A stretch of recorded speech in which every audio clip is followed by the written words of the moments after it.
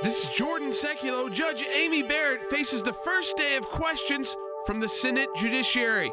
We're bringing you live analysis today on Jay Sekulow Live. Live from Washington, D.C., Jay Sekulow Live. Justice Scalia, he was an originalist, right? Yes, he was. People say that you're a female Scalia. What would you say? I would say that Justice Scalia was obviously a mentor. And as I said when I accepted the president's nomination, that his philosophy is mine too. You know, he was a very eloquent defender of originalism, and that was also true of textualism, which is the way that I approach statutes and their interpretation. And similarly to what I just said about originalism, for textualism, the judge approaches the text as it was written with the meaning it had at the time and doesn't infuse her own meaning into it. Phone lines are open for your questions right now. Call 1-800-684-3110. Judges can't just wake up one day and say, I have an agenda, I like guns, I hate guns, I like abortion, I hate abortion, and walk in like a royal queen and impose, their will on the world. You have to wait for cases and controversies, which is the language of the Constitution, to wind their way through the process. And now, your host, Jordan Sekulow. Welcome to Jay Sekulow Live. This is Jordan Sekulow. We are taking your phone calls at 1-800-684-3110. This is really the key days of the hearing for Judge Amy Coney Barrett. She is been under questioning from U.S. senators who are on the Senate Judiciary Committee. What we are seeing is something very different than her last confirmation hearing. In her last confirmation hearing, you had her faith being discussed. Dick Durbin asked her, do you consider yourself and he made up a new term, Orthodox Catholic? And, of course, I don't even think that exists in the sense of, there's Orthodox Judaism, there's Orthodox Christianity, and it's its own branch of the Christian faith. They've got Greek Orthodox churches, Russian Orthodox churches, the list can go on.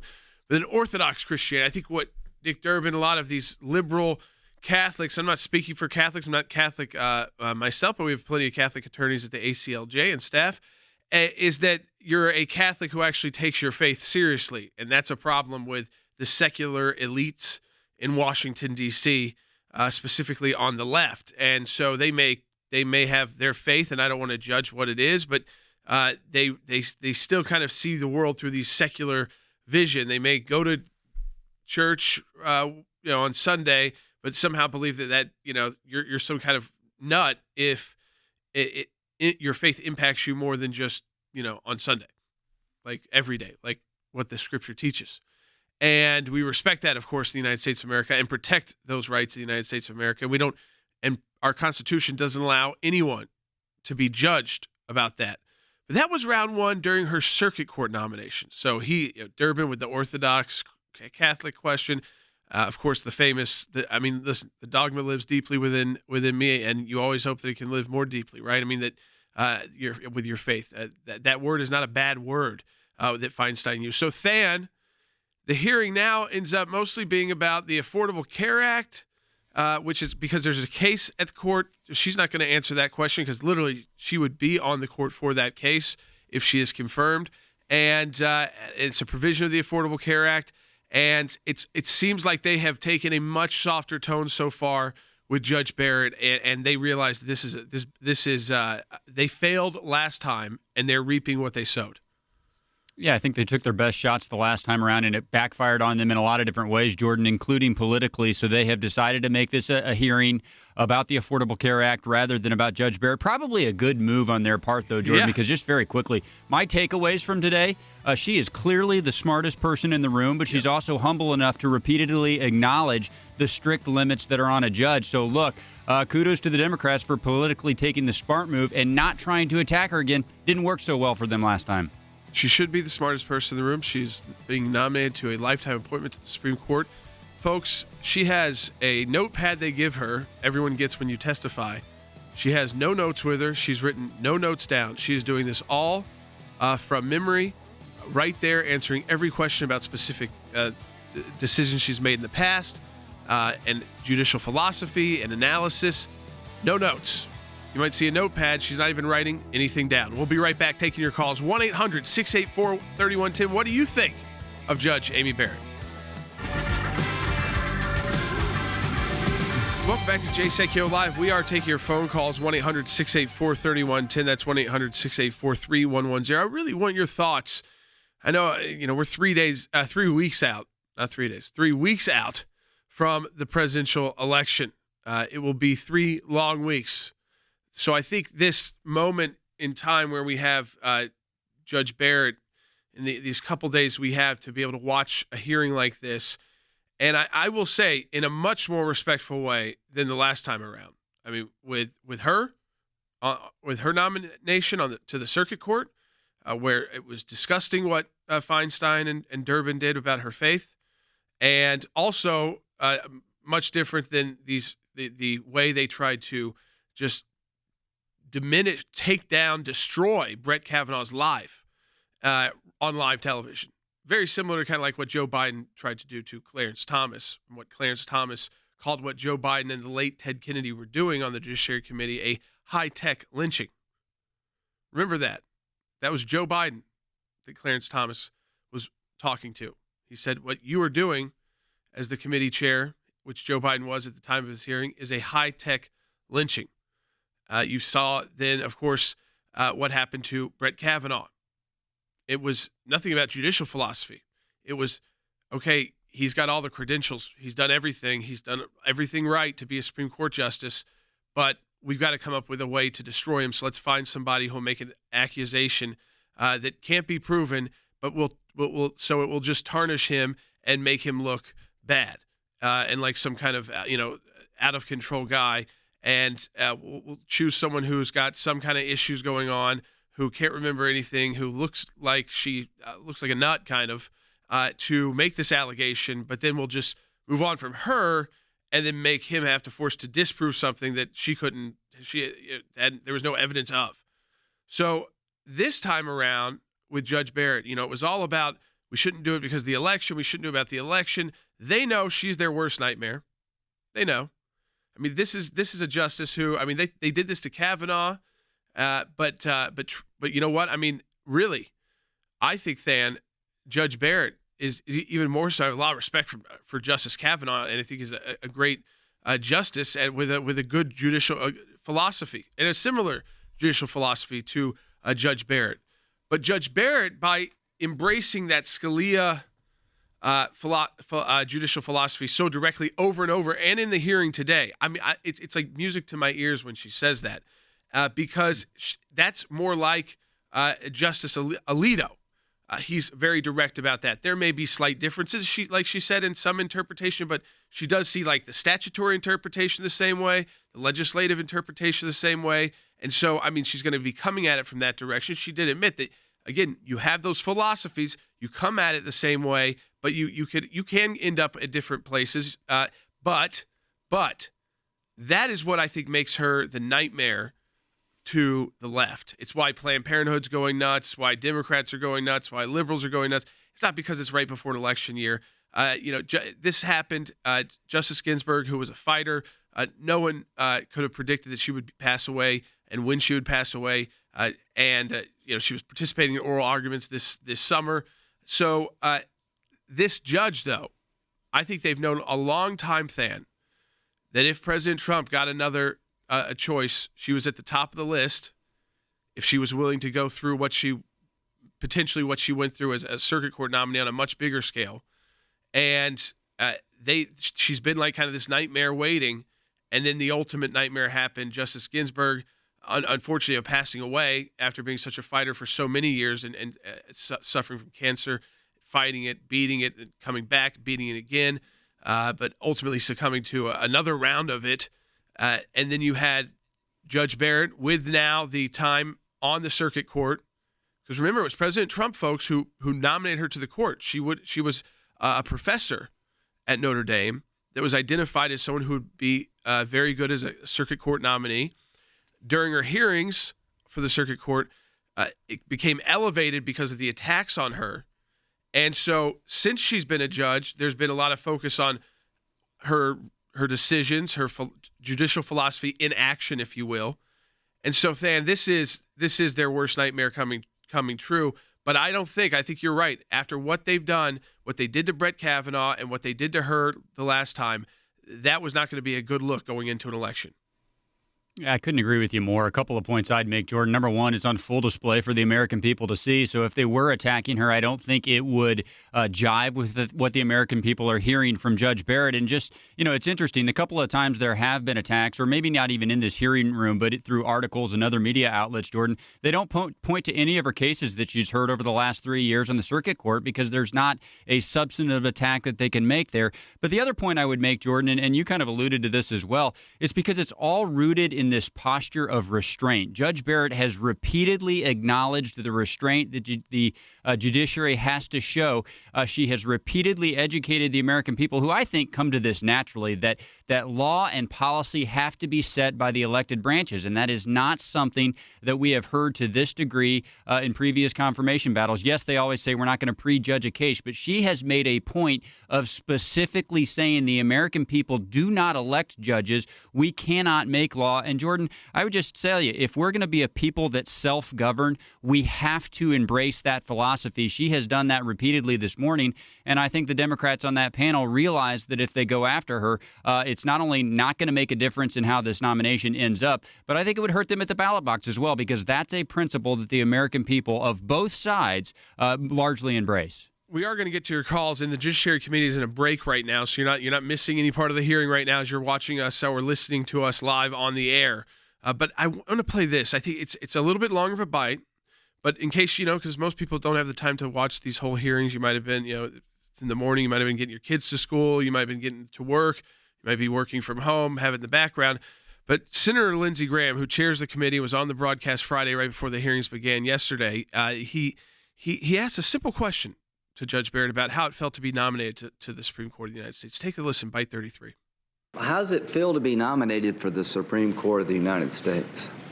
Well, Senator, I've tried to be on a media blackout for the sake of my mental health, but you can't keep yourself walled off from everything, and I'm aware of a lot of the caricatures that are floating around. So I think what I would like to say in response to that question is that look, I've made distinct choices. I've decided to pursue a career and have a large family. I have a multiracial family. Our faith is important to us. All of those things are true, but they are my choices. And in my personal interactions with people, I have a life brimming with people who've made different choices, and I've never tried in my personal life to impose my choices on them. And the same is true professionally. I apply the law, and Senator, I think I should say why I'm sitting in this seat in response to that question, too. Why I've agreed to be here, because I don't think it's any secret to any of you or to the American people that this is a really difficult, some might say excruciating process. And Jesse and I had a very brief amount of time to make a decision with momentous consequences for our family. We knew that our lives would be combed over for any negative detail. We knew that our faith would be caricatured. We knew our family would be attacked. And so we had to decide whether those difficulties would be worth it, because what sane person would go through that if there wasn't a benefit on the other side? And the benefit, I think, is that I'm committed to the rule of law and the role of the Supreme Court in dispensing equal justice for all. And I'm not the only person who could do this job, but I was asked, and it would be difficult for anyone. So why should I say someone else should do the difficulty? If the difficulty is the only reason to say no, I should serve my country. And my family's all in on that because they share my belief in the rule of law. I think that is just, again, acknowledging Than. She knew what would be coming at her family. She knew the discussions, the nastiness on TV, the mainstream media especially, and, of course, the CNNs, the MSNBCs of the world just attacking, looking at every part of her faith and making fun of her faith, calling her names, even questioning, is it appropriate for her to have two adopted children from Haiti because they're black?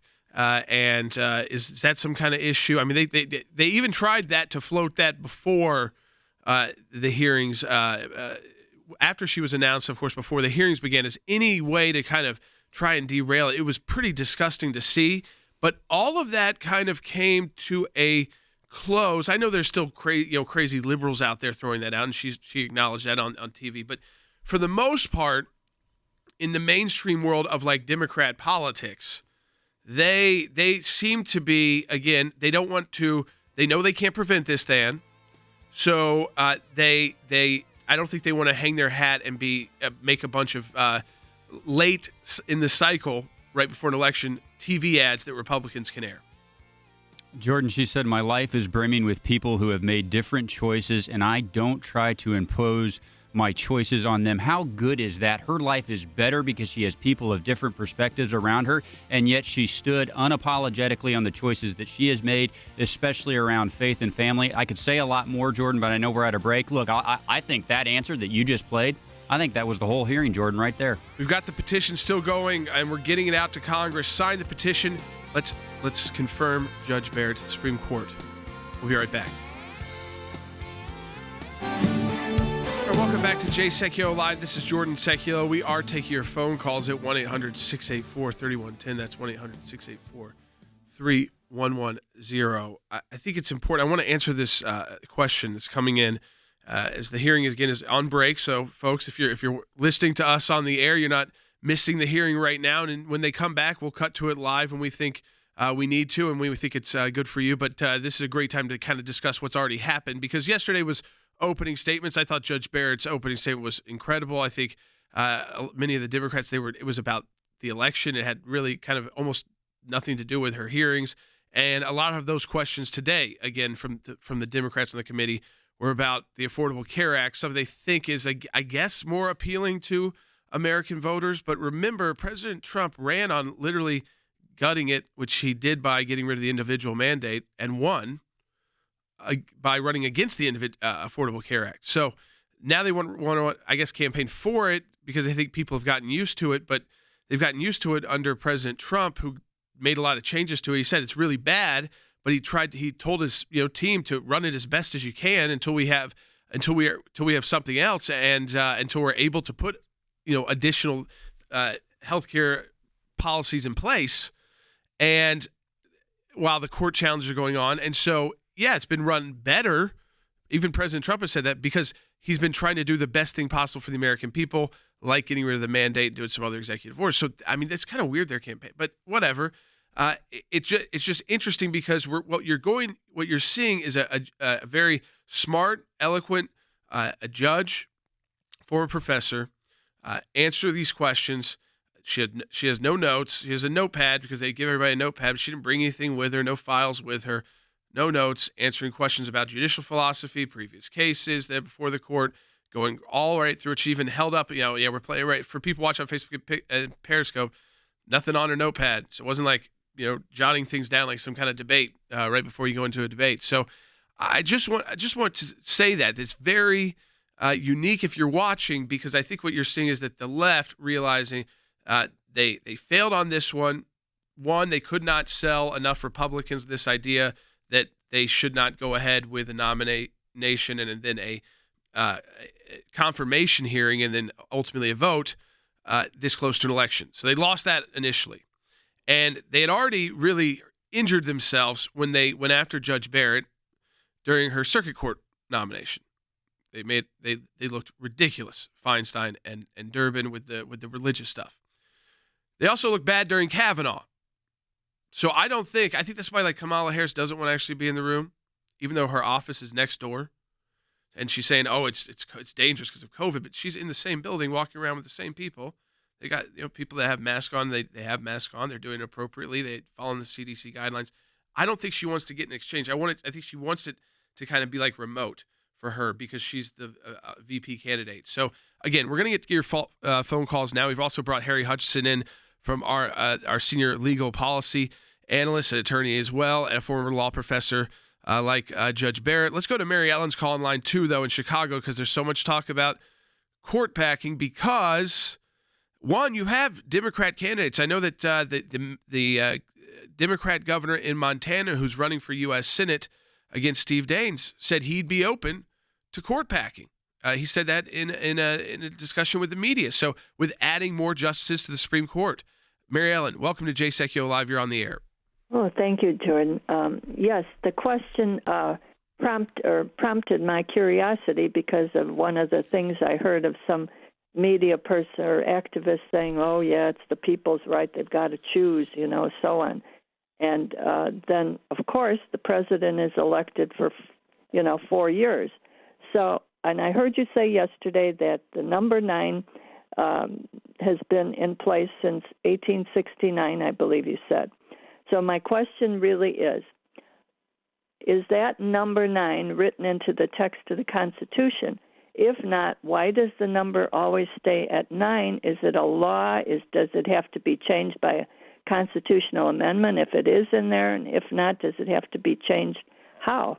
So it's the Constitution. I'll answer very quickly. The Constitution leaves this to the Congress ultimately to determine the makeup of the Supreme Court. So the Constitution requires that there be a Supreme Court, and then it allows Congress to then establish inferior courts as they believe necessary. So we have the circuit courts and the federal district courts and some other specific courts to issues, federal patent courts, trade courts, things like that as well. Some are Article, you'd say the Article 3 courts. Some again are actually like Article 1 courts that Congress has set up specific to other issues like the tax court, things like that. So this is how it all started. The Judiciary Act of 1789, the initial number was 6. Didn't work out so great, right? It's 6 because that's an even number. That might be great when everybody's in unison. It might work when it's 4-2, but when you get 3-3, what happens? Now, this is very early in our history as it's developing and figuring what this court is going to be like. So then, and there was a Chief Justice there, but it was 6. Then in 1807, they moved it up to 7, so it got to an odd number. In 1837, the number was expanded to 9. In 1863, it rose to 10. And in 1866, you'll see this is all happening kind of quickly.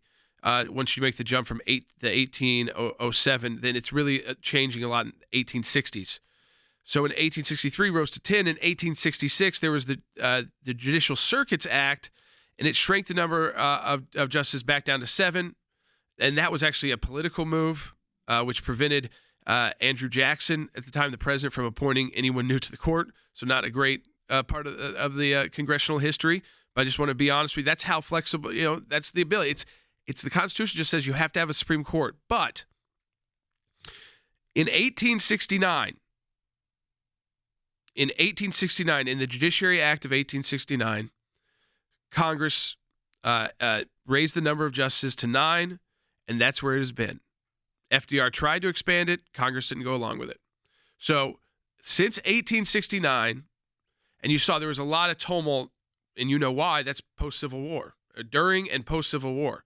But when the Civil War was over and Reconstruction was going on, you get to 1869, Harry, you have 9 justices. That's where it's been. And the late Justice Ginsburg believed that's where it should stay. It's a good number. It's an odd number, so you get your 5-4s. Of course, there's issues. Sometimes there's vacancies, but they'll rehear things if there's ties and things like that, or if something comes up, or the circuit court ruling may stand. But on both sides of the aisle, until very recently, no one liked what FDR was trying to do. It was kind of a power grab move. It didn't work in Congress at the time, even though he was so popular. Absolutely. So Joe Biden is on record attacking FDR's attempt to pack the court. Now he says voters should not know what his particular view is. I think 9 is a good number.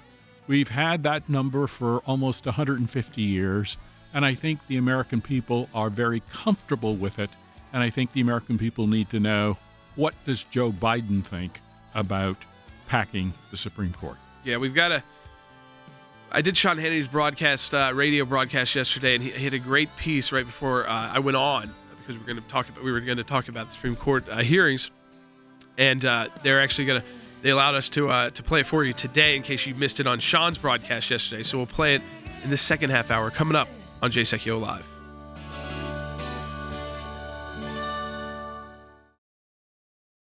We're in a fight for life that is incredible right now. Barbaric and horrific. This is the New York State's law on unrestricted abortion. No protection for the unborn child. Not only they passed it, they celebrated it. Zero protection. Used to have personhood protection. Right. Now they don't. That is now all completely repealed. We've handled a series of cases involving those that are being persecuted for their faith. They called it terrorism, but they actually use in the indictment itself the word Christianization. A principal comes and yanks your Bible away.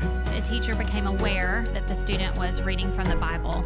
We're here standing for these kids and their families. Prohibited from meeting with other Christians during recess. We do have to fight against them when they occur. Otherwise, those abuses will win the day. This is a fight that you're going to have to be engaged in. It's already a long-term struggle. It is not over. We are so grateful to the people who prayed for us, and we are so grateful for ACLJ.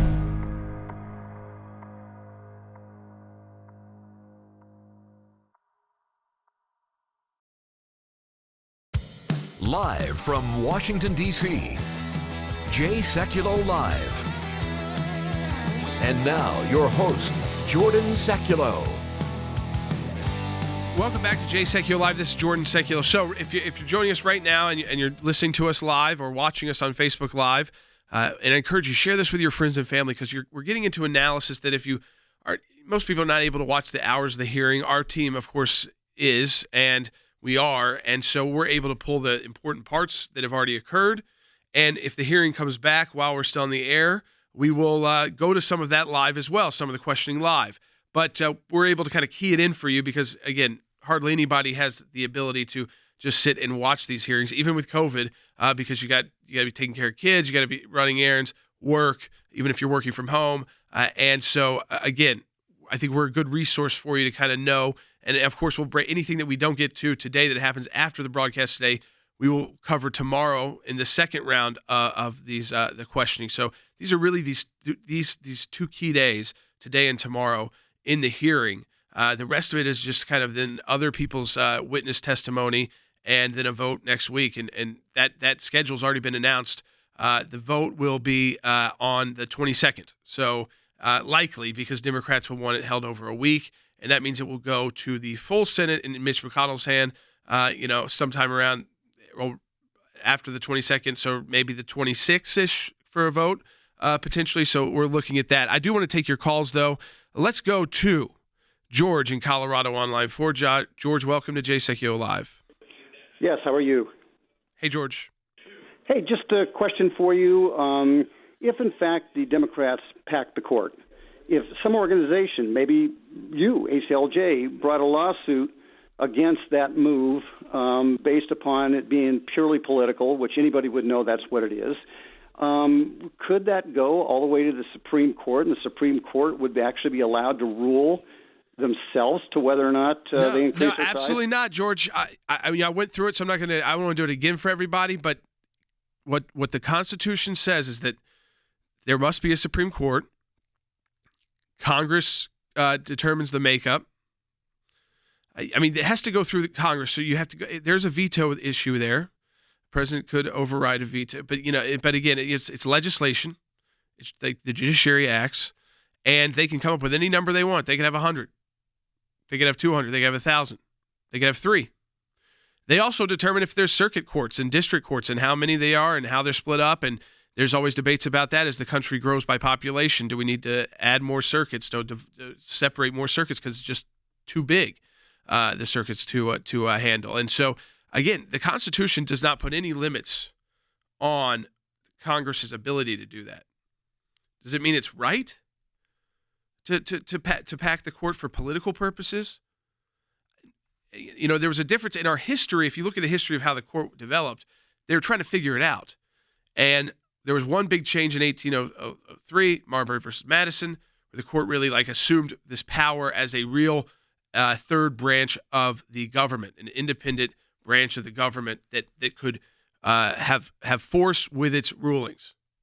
Okay, but so there was a time in our history where it was just kind of no one really knew what to do with the Supreme Court and what its role. It was in the Constitution, it was there, but why?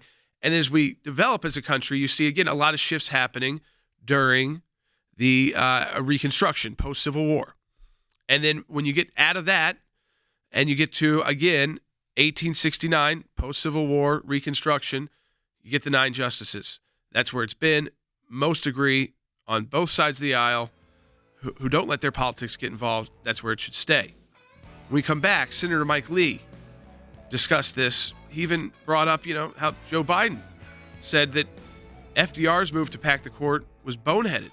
When he was Senate Judiciary Committee chair, when Biden was Senate Judiciary Committee, he said, court packing is boneheaded, especially for political purposes. Not illegal, not unconstitutional, but wrong is what Joe Biden said.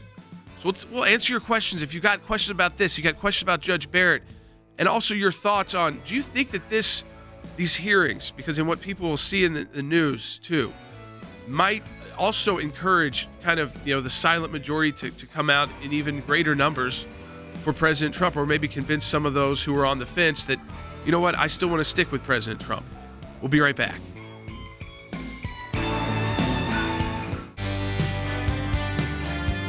All right, Jerry and Judy, you will be next, coming up on the broadcast live. So hang on there. I do want to play something important because there's so much talk about court packing right now. So it's coming up because of this nomination. It's coming up in the presidential race. It's been discussed a number of times in our history. FDR tried it. He failed, even though he had unbelievable support from the American people. This was a president in the House and the Senate, and they said no to that. They didn't think that was a good idea to change the court and to do that to help him politically, which is what he was trying to do. Not that it was prohibited, but like as Joe Biden said when he was chairman of the Judiciary Committee, before he participated in the high-tech lynching, that's in Clarence Thomas' own words, of Clarence Thomas, he called what FDR's decision to try and pack the court boneheaded. Now he won't answer people on it. But a lot of people are now saying that even Eric Holder yesterday said that filling a vacancy on the circuit court, that President Trump has not been nominated for the circuit court, that filling that vacancy because the person wasn't a judge and doesn't have a ton of courtroom experience is packing the court. That's not packing the court. He was widely slammed for that. There's an empty seat. You don't have to be a lawyer to be appointed to the court. You don't have to be an attorney to be a Supreme Court justice. They just usually go to attorneys and like law professors usually that's how it usually ends up. But you don't even have to be an attorney.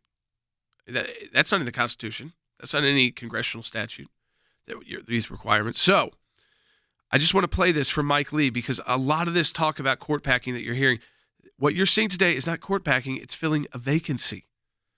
A justice died. There's a seat open. The president nominated, as every president has in the past, even during election years. And it just so happens his party controls the Senate. And it just so happens in history that 17 out of 19 times it's been like that, those nominees get confirmed. So only 2 times they didn't. But let's go to listen to Senator Mike Lee. Take a listen.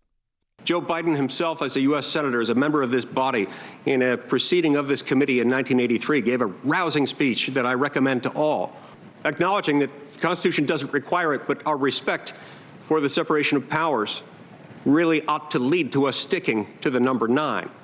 Don't pack the court. Don't pack the court. But yet still, Joe Biden believes that you don't deserve to know as voters. You don't deserve to know as voters where he stands on that issue. Other Democrat candidates, by the way, all around the country are being open and honest about it. Some are saying they're against it, but there's plenty who's saying they're for it. At least they're telling the people the truth. Like we said, it's not illegal to say you would add justices to the court. You'd look at that. You would consider doing that to try and bring it more liberal again. And there's again, they're being open and honest to their voters.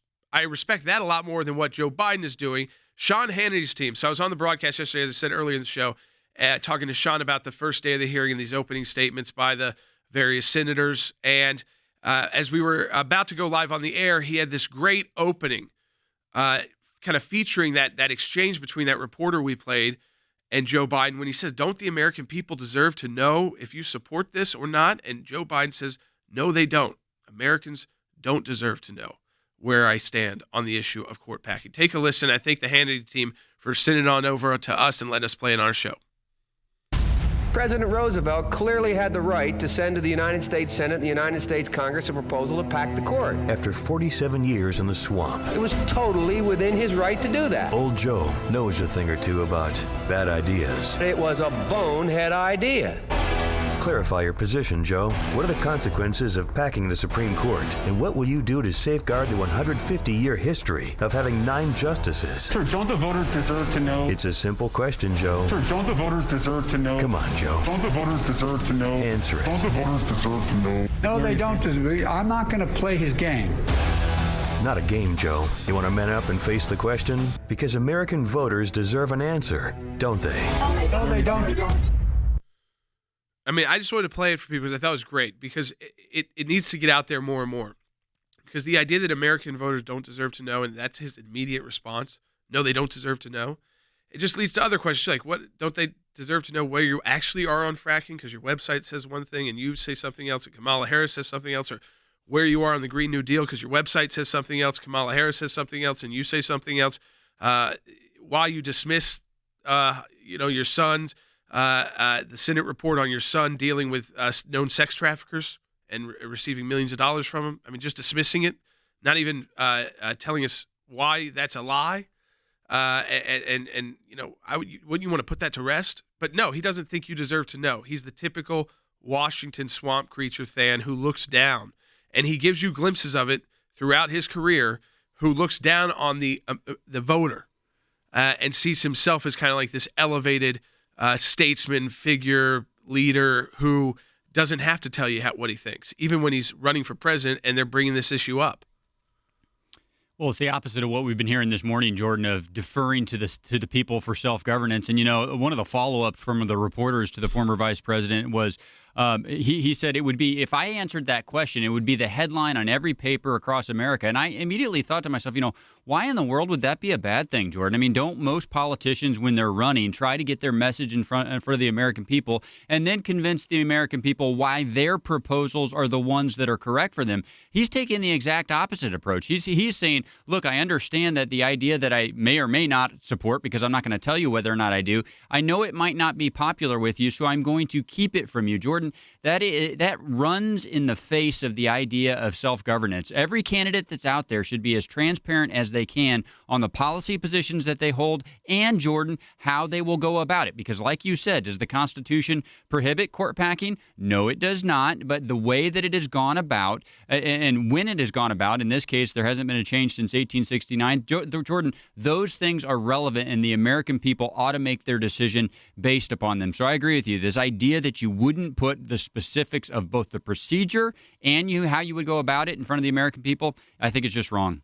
Harry, there's all this talk about that this is court packing. And Mike Lee had this to say, and I want your thoughts on this. So Senator Lee, who's an attorney in his own right and a member of the Senate Judiciary Committee, and we spent a lot of time together during the impeachment trial because he was sitting right in front of right in front of me. So again, you're very close quarters there, and he had this to say because in the media, the left is calling what Judge Barrett's hearing and confirmation, they're calling it court packing.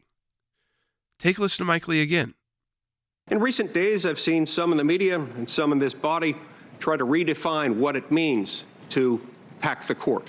Some have suggested, well, court packing takes various forms and it can mean confirming a lot of people all at once. Some have defined it so as to suggest that it consists of doing that which the Trump administration and the Republican Senate have been doing over the last 3.5 years, which is filling vacancies as they have arisen and doing so with textualist, originalist judges. This may not be something that some like, but this is not court packing. Okay, Harry, I mean, we're seeing it in the media over and over. Eric Holder's referenced another nomination that's been put forward for a circuit court and calling it court packing. He said, this is court packing, and he put a link to it. He's a former Attorney General of the United States. It was a vacancy. Someone was nominated. They may not be confirmed. They might be confirmed. You don't have to be an attorney to be a federal judge or a Supreme Court justice even. It's not court packing to fill a vacancy.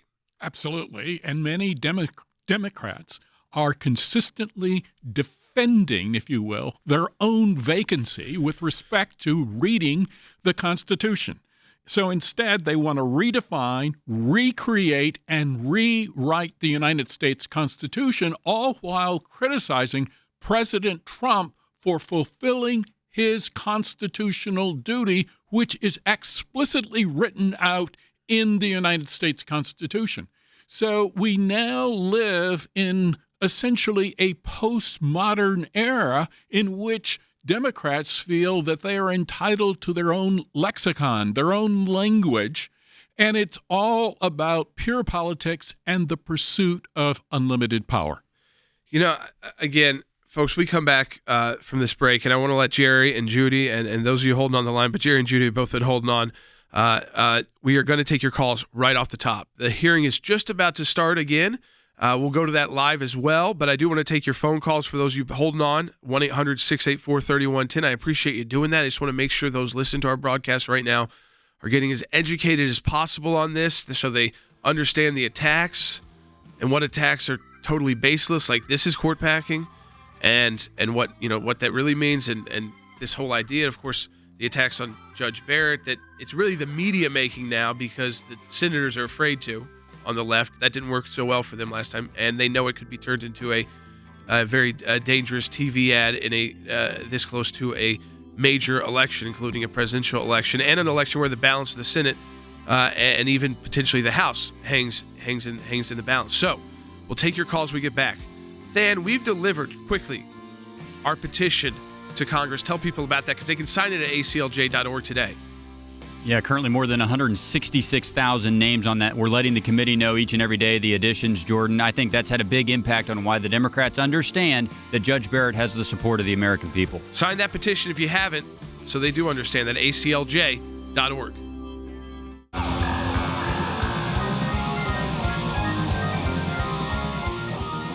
Welcome back to Jay Sekulow Live. This is Jordan Sekulow. We are taking your phone calls, 1-800-684-3110. Yes, I agree with our team. It's Senator Whitehouse who's up right now, Sheldon Whitehouse, and he is literally probably, I'd say, the most, he leaves, it is that wrong taste in your mouth. To me, he's pulling out all these signs right now, all these boards, fast, quickly. He's just another one of those elitists, thinks he's better than everybody else. He always comes across that way.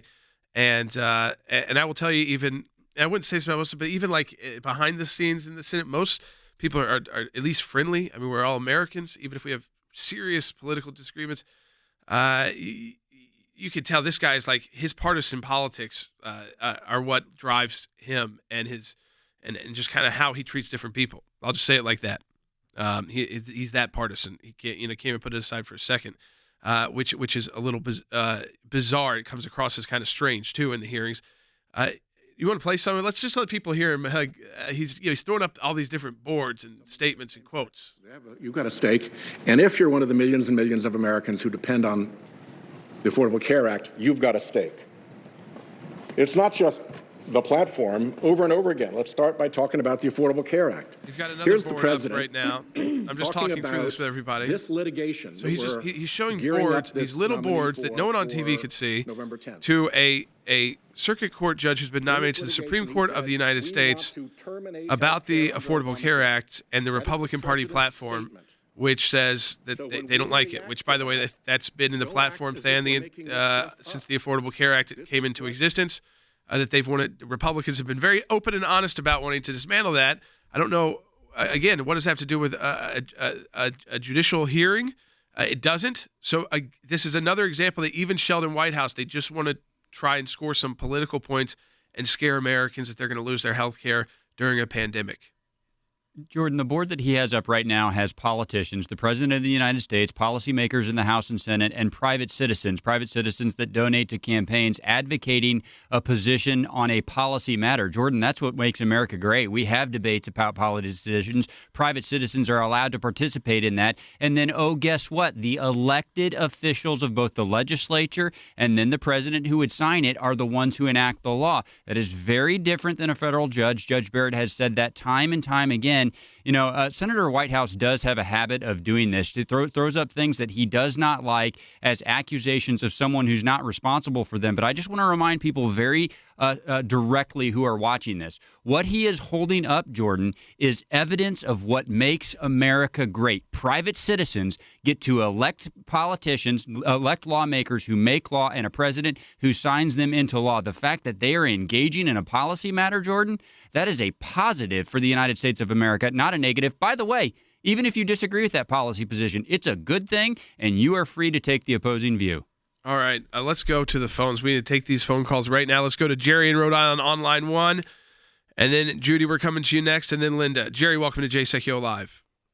Hello, team. On behalf of reasonable thinking Rhode Islanders, I apologize for Boof Whitehouse. Last time he held up a document, it was a calendar against Kavanaugh. I'm sorry for him. Yeah, and now he just dropped all the signs a few minutes ago. They were all like they're falling apart. Now he's got his Roe versus Wade sign. I'm glad I'm on the phone with you guys and not watching this stuff. But in regards to the book, The Middle America, the reason they're not attacking Amy Barrett, the suburban housewives have a lot of control. You don't want to attack a professional working mother. That's my comment. Let Judy talk. Well, yeah, I think it's unique, Jerry, because she is unique even as a nominee. Not only because she's a woman. We've had plenty of women now on the Supreme Court. I mean, throughout history, obviously, it's more recent since Sandra Day O'Connor. But since Sandra Day O'Connor, you've had Justice Ginsburg, Kagan, Sotomayor. I mean, so again, it's becoming, which it should be, more balanced, and that's good. But I think that Judge Barrett, because of her background, her age, and as a mom, and she talks about with big family, and both her and her husband are attorneys, and doing stand. It is she's unique. Each nominee is unique. Their philosophies, she might have a very similar philosophy to someone like Justice Alito or the late Justice Scalia, but she's still a unique person. I think you're right to some extent. And Judy from Alabama, I think you're picking up on this as well, Judy. Thanks for holding on. You're on the air. We'll get you a book as well. Okay. You're on. Okay, thank you. I've been enjoying this government entertainment the last couple of days. I think that Judge Barrett rocks. I think she should be the idol of any person that's going in there. Any of these young ladies that are going into business and don't know what they want to do. She's been answering those questions with poise, intelligence. She's not smirking at answers. She's been very professional. The truth is, Judge Barrett, and this is nothing against Sotomayor or Kagan, I think because they were nominated and Justice Ginsburg was on the court and has been on the court until her passing recently, and so she did overshadow them, rightfully so, because of her role in women's rights and of course her notoriety and the time she spent on the court. So they have not kind of had the same kind of opportunity to be as prominent as individually. Doesn't mean they might not become that way, but that could take time. I think that for conservatives, like you're talking about, Judge Barrett, if she becomes Justice Barrett, which I believe she will, may very well become that same kind of figure for conservatives that the notorious RBG was for the left. And listen, in some ways, it was not just that liberals appreciated Ruth Bader Ginsburg. Conservatives did too, because she did do a lot of work. And other than the abortion, it wasn't all abortion and far left. She did do a lot of work when it came to women's equality. I've got a daughter. I appreciate her for all of that work, for standing up, for doing that, for going to law school when there were hardly any women in law school, and now there's more women in law school than men. And so I appreciate her for doing that. And I think having those role models is great to point to. And I think, again, I don't like to, because we don't know how she'll be on the court exactly. You never want to say 100%. I feel pretty confident about this one, Than, but I think she has the potential. Final, just quick thoughts from Than and Harry. I'll go to you first, Harry, and then Than. She has the potential, I think, to be that kind of inspirational figure and kind of transcend what people think of as a conservative judge. Absolutely. So she's articulate, she's brilliant, she is a mother, and she is a mother of 7 kids. I think that says it all. Than? Just so relatable, so in touch with everyday Americans. I would say maybe more than any other nominee that I can remember. I think people will relate to her. I think when she introduced her family, I think all of us saw a little bit of us in herself. And Jordan, I think the American people are firmly behind her. I really do. All right, folks. Listen, the hearing's ongoing. So tomorrow we'll continue to break it down for you today. Anything that happens today, we'll break down for you tomorrow on the broadcast. And, of course, what happens before we're on the air we'll break down as well. And just like we did today, we need to go back to it. We will, but it looks like they're taking breaks while we're live on the air, which is good, so we're able to kind of bring it all to you. We encourage you, sign that petition at aclj.org and share this broadcast. Even if you're listening on radio right now, go back to the Facebook page, Jay Sekulow Facebook page, and share it with your friends and family. We'll talk to you tomorrow.